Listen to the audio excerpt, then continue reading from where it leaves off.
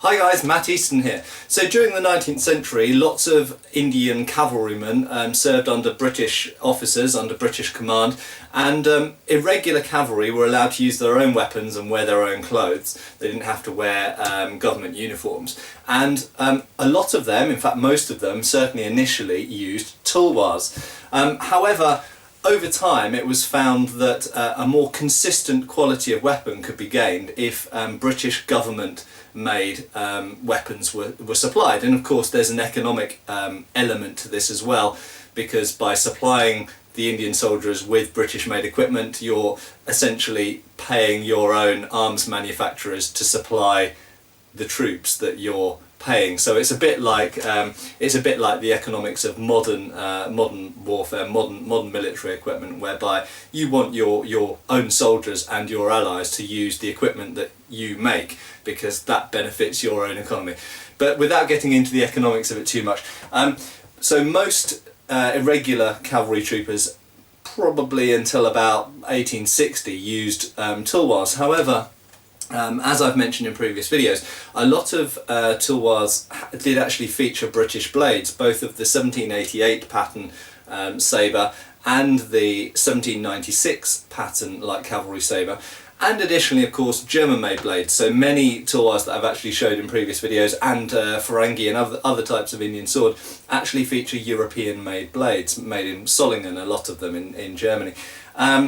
So it was found by the middle of by the kind of 1850s, by the middle of the 19th century, that actually a lot of Indian cavalry troopers really liked the 1796 pattern light cavalry sabre, which by official standards had gone out of use. It had been made obsolete.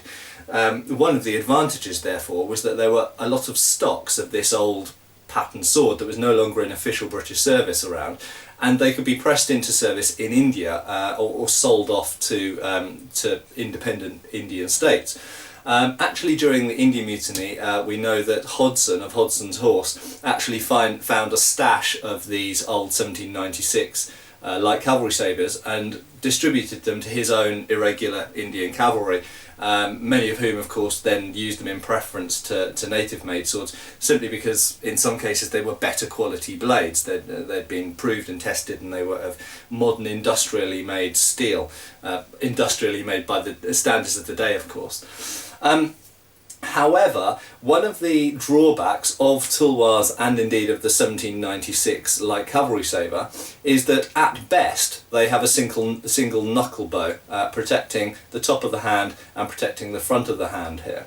And clearly some form of barred basket hilt offers better protection. Now, there is a sword that I've shown in a couple of other videos, I think, that's raised some questions, and it is this. And what it is essentially a hybrid between something close to a 1796 light cavalry blade, but with a 3-bar 1821 pattern hilt.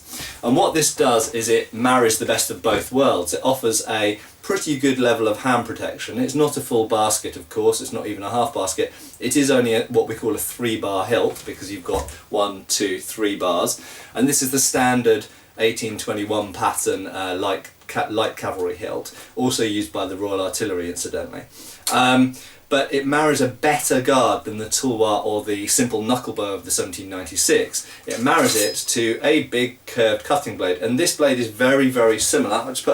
Just briefly to mention the scabbard, you'll notice the scabbard is leather. It's not entirely like a tulwar scabbard, but it's very similar, and it's kind of inspired by. And anybody seeing a sword with a scabbard like that, certainly in the sword collecting world, immediately thinks India, and it's got very obvious Indian undertones to its design. The sword itself, this I believe to be an officer's version, that is an Indian officer. In the Indian army at the time, there were British officers and Indian officers, and then there were the soldiers were Indian. So essentially you had the rank and file were Indian, then you had Indian NCOs, that is corporals and sergeants, then above them you had Indian officers, and then above them you had British officers. The British officers were very small in number, and they required the Indian officers and the Indian NCOs to provide the bulk of the sort of command structure. So the reason I believe this to be an officer's one is because, I hope you can see in the light maybe there, it's actually got wire in the recesses of the grip. The troopers versions tend not to have that, and also just the quality of the finish is very high. It's got a checkered section on the back strap there for the thumb when you hold it in the sabre grip, and these are not typical features of the trooper's weapon. The blade is really light and incredibly thin in the foible. It's quite sharp, so I have to be a little bit careful with doing this, but if I just push it into my palm and just apply a bit of pressure, you'll see how easily it flexes. It's similar to some tulwars. Not all tulwars are this thin and this light. Some tulwars are really thick and sturdy, as I've shown in previous videos, but this is a particularly light and slicey blade. And as I mentioned before, its thrusting capacity is really zero. It's made for someone who is really going to cut and slash, primarily with the drawing cut as well.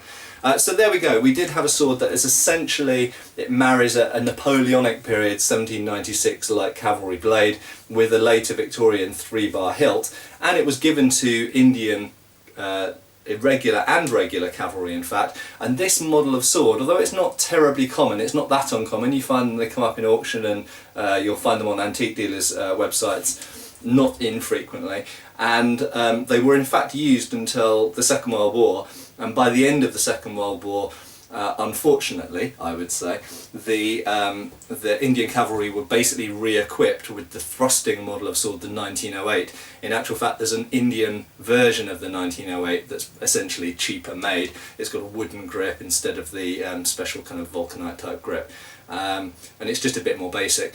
But that replaced, the dedicated thrusting sword replaced this. I know that I'll then get comments, why did it replace it? Well, you've got to remember this is World War One. Whilst cavalry did have some important actions in World War One, it was a very different type of war, obviously, to everything that had gone before. And there were I won't say there were no, but there were almost no cavalry against cavalry actions. There were very few cavalry against infantry actions. Cavalry were really operating in a very different way by the end of World War One, and so the lance or the skewer, kind of hit and run, don't get into a melee kind of thing, or don't come against other cavalry, was kind of more of the cavalry thinking by that point. And if you look at Patton's cavalry sword and Patton's cavalry manual, it has no defence in there whatsoever. It's basically just point and shoot and run. Okay, so a very different mindset to cavalry fighting than what had gone in the 19th century, because they were looking at fighting mechanised enemies, perhaps attacking baggage trains, attacking machine gun posts, this kind of thing, not getting into melees with Afghan tribesmen. So there we go, a curved cutting sword, a tulwar-ish blade, although as I've said in previous videos, the 1796 blade is reasonably different to the actual Indian-made tulwars, and a Victorian 3-bar hilt. And you do see these in photos up until about 1918, and after which they're replaced with the thrusting model of sword. There we go guys, cheers!